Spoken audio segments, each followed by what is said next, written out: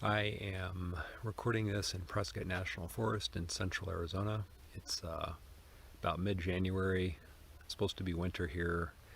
I think the temperature as I was driving through Prescott was like mid-60s. Looks like it's going to be pretty crowded here this weekend. But I found a nice spot at the end of a road, and I'd like to take this opportunity to go over my SUV camper build, or sort of a no-build build, because I've kind of done everything on the cheap, either buying inexpensive items or using items I have at home, camping items I already have. A couple purchases specific to this that aren't quite so cheap, the power station for instance, but I'll go over all that here in a minute. So this is my pretty inexpensive build. It's a 1998 Toyota 4Runner 4x4, kind of the classic third gen body style. It's got the pretty good engine in it. You'll still see a lot of these out on the road many years later. This particular one turned 200,000 miles on a trip up to Canyonlands over Christmas, so it's still going strong. Over the years, I've camped a lot of different ways, bivy sacks, 1, 2, 3 person tents, on climbing and mountaineering trips. We had a pop-up camper for a while that we camped with the family in. I spent a month with my wife on the road many years ago before we had kids, living out of the back of a Chevy Suburban. And then probably the ultimate camping setup for us was when we did a 15-month road trip visiting the national parks in the lower 48. That was a Class C RV that was quite comfortable. Had a surprise baby on the road. That's sort of a fun story. If you want to check out the website that we had at the time, you can look at that in the comments below. But really for me anymore, my use case is dispersed camping, camping on my own. Like to have four-wheel drive if it's needed. Haven't really needed it in a while, but it's nice to have it for peace of mind. Certainly higher clearance is nice for some of the forest roads, and just general comforts inside the vehicle. But for me overall, I do this pretty cheaply. I didn't spend a ton of money on this setup. As you'll see, nothing's permanent. The most expensive item I bought was a Jackery power station, which wasn't needed, but it certainly makes things a lot easier on longer trips. But with that, I'll jump inside and go through the build. So nothing particularly special up front. I don't have a ton of stuff in here. This is just a 2-day weekend trip that I'm doing here. I do like to keep things relatively organized and clean. So, WeatherTech mats are quite nice. The interior of the car is pretty nice. Big pile of masks there since we're in the middle of COVID-19, but really nothing to write home about there. Probably the big thing, everything happens back here. So this is my travel setup. So I'll show you it now, and then when I get camp deployed. But as I travel, I have my Camelback there that's ready to go for a day hike tomorrow. Cooler for me, small cooler works for a trip like this. I don't eat a lot of really exciting food. I've got some pickles are a big part of my diet. Vegetables, I've got some broccoli that I steamed before I started. I have some fruit in there. Nothing real big. I'll just have soup the next couple nights, which is sort of a mainstay for me.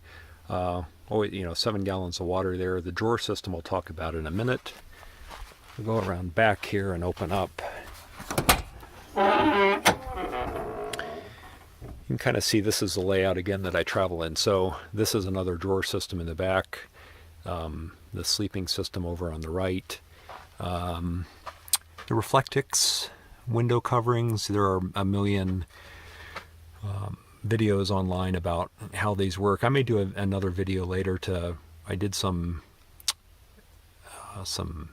experimentation, I guess you'd say, up in southeast Utah over Christmas when it got down to 9 degrees. So I have some feedback on whether or not these things actually work.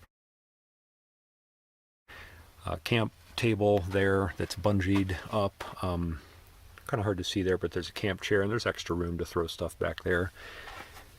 And then my sleeping setup, the power station that I travel with, I usually put it, sorry about that, usually put it back here. If I'm going to charge it, I'll have it up front with me. So that's sort of how I travel. And again,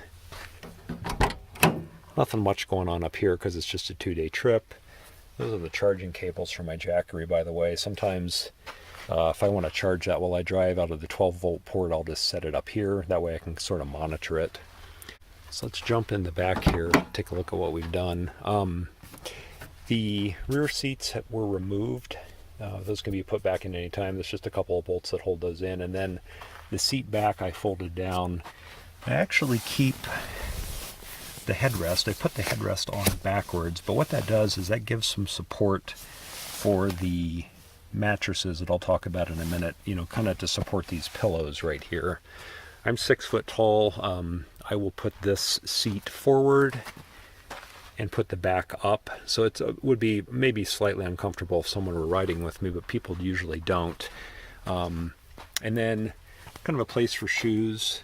It depends on the kind of trip I'm doing. I might have a couple sets of shoes back here, may store some other things. Again, this is currently a 2-day trip, so not a lot going on.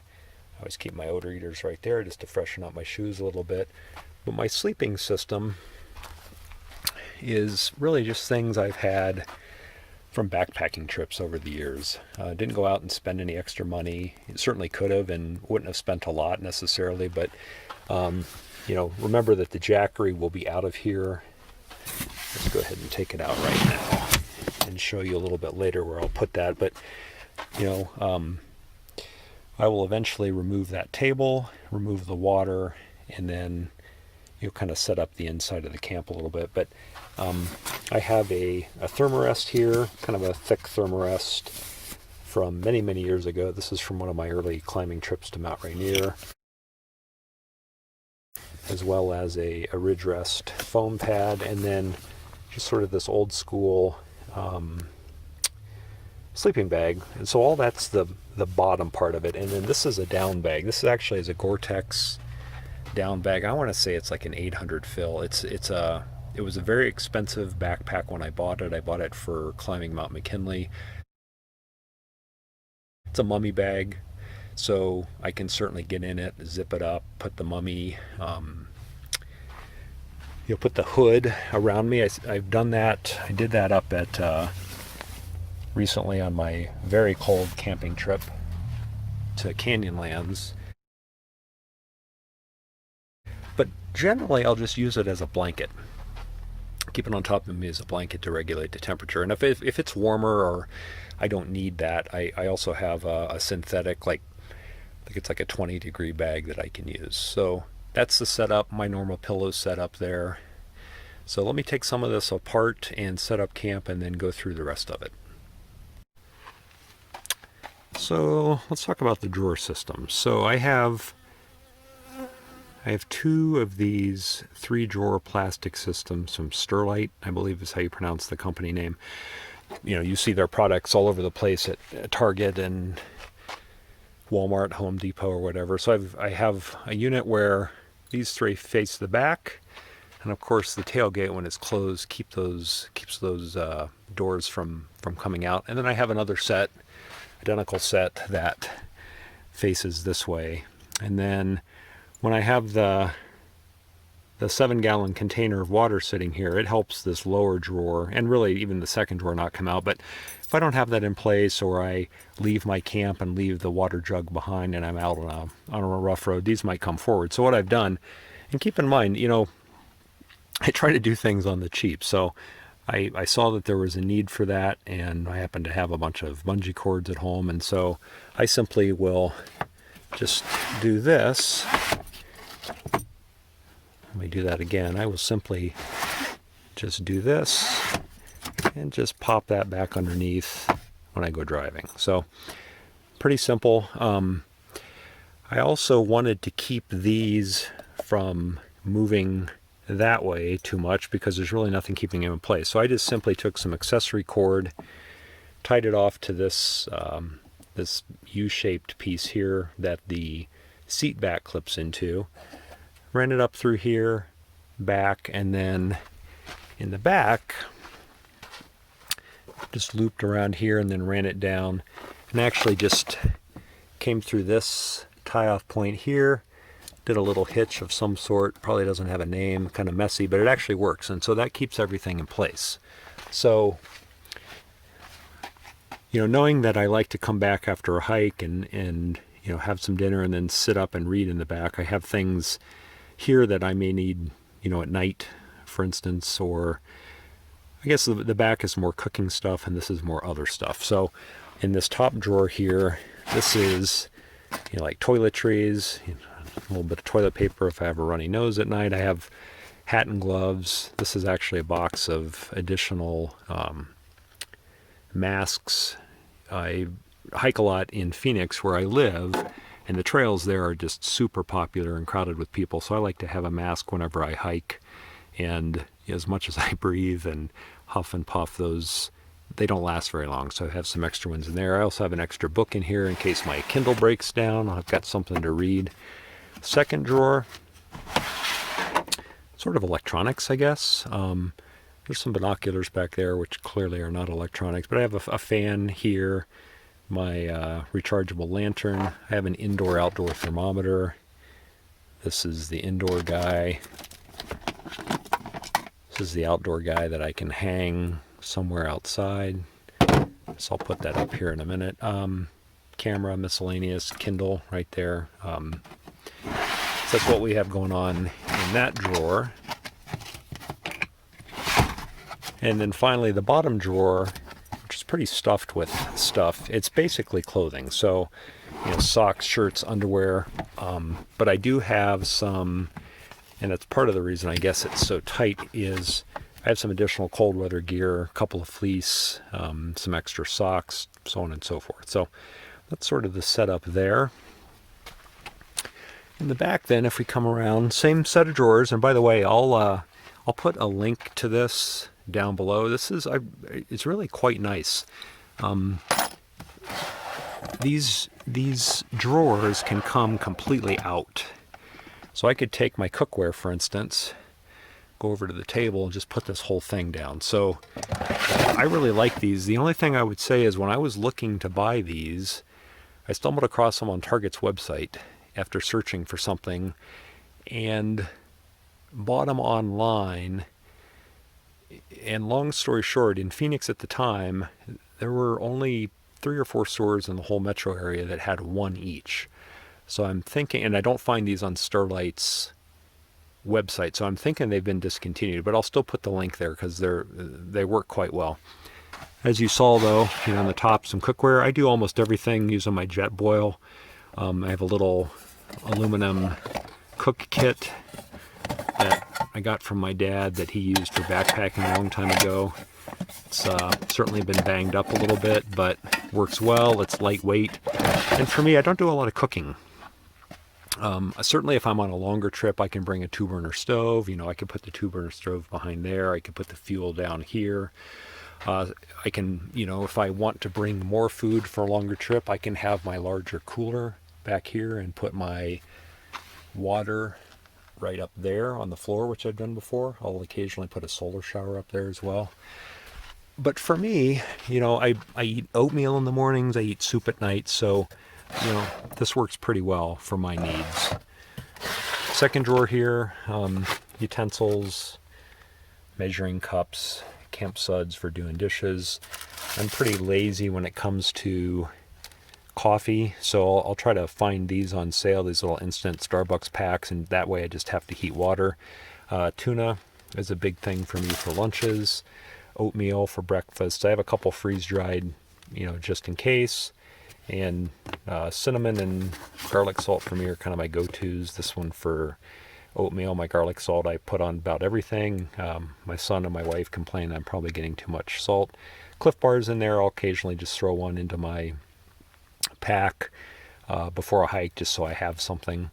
So that's generally what goes in there. I actually did a little bit of shopping and just threw the bag back here. So I've got more oatmeal to put in here, more tuna to put in here, probably more coffee as well.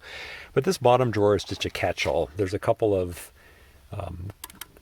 quart size, I guess, bottles. Those have water in them, Nalgene bottles. I'll bring one or both of those back with me, and put by the bed when I sleep at night. This has a lid to it, but this ends up being my pee bottle if I ever need to do that. The basin's nice for washing dishes if I need to, although I'm not making a lot of messes. I'll use that for, for bathing or showering or washing my hair or whatever. And then down below, again, miscellaneous, a little kit bag to go out and use the facilities in the woods, paper towels, extra trash bags, plastic bags, a dry soup there.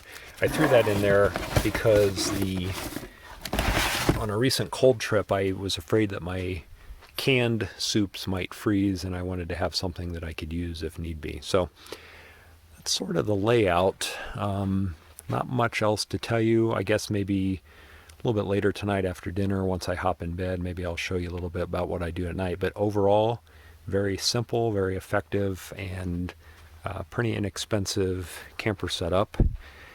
Using a vehicle I already owned, a bunch of camping gear I already owned, and really just made the Reflectix, which was very cheap. Bought the drawer units, which maybe were $30 each. Found bungee cords at home and sort of cobbled that all together.